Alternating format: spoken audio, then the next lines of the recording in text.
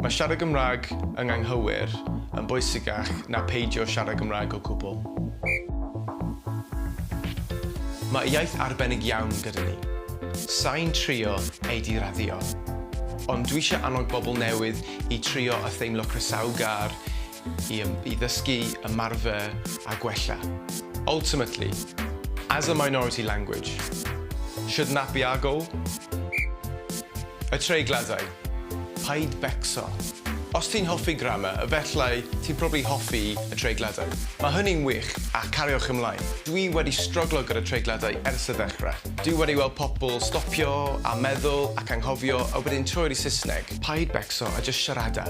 Gwranda ar y bobl, a byddai di'n clywed y gwahaniaeth gyda'r amser.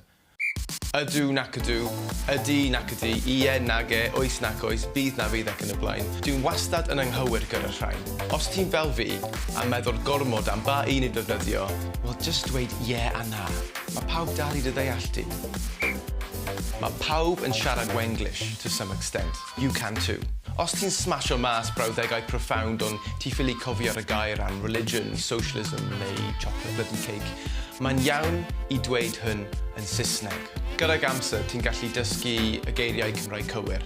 Mae llyfr bach gyda fi i helpu fi wneud hyn. Gwrywaidd a benywaidd. Os ti'n ffili cofio os mae cadair yn gwrywaidd neu benywaidd, well, heck, just have a crack. The concept of genders for objects in a language may be alien to some of us to begin with. This is a secret, ond mae llawer o siaradwyr iaith gyntaf ddim yn gwybod pob un anyway. Ffurfiol ac anffurfiol.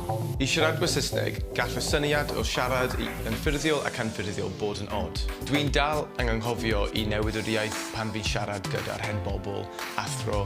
Os maen nhw'n gwybod ti'n dysgu, and they're not up their own arse, bydden nhw'n bod yn iawn os ti'n galw nhw ti yn lle chi. I've genuinely only met supportive and helpful people on my journey learning Welsh. Dickheads exist in every language and culture.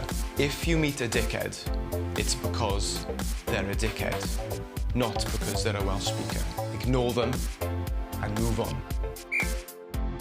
Dwi'n coelio, mae hyder yn bwysicach na'r cywirdeb pan ti'n dechrau dysgu iaith. Paid bod rhy nerfus, paid y phoeni na bod yn rhy falch. Os ti'n Cymraeg, cofia, yr iaith Gymraeg yw iaith di hefyd, regardless of which language you speak first. Be proud and comfortable with that. Os ti'n dod i fas o Gymru, mae croeso enfawr i ti. Mae Cymraeg i pawb. Own it.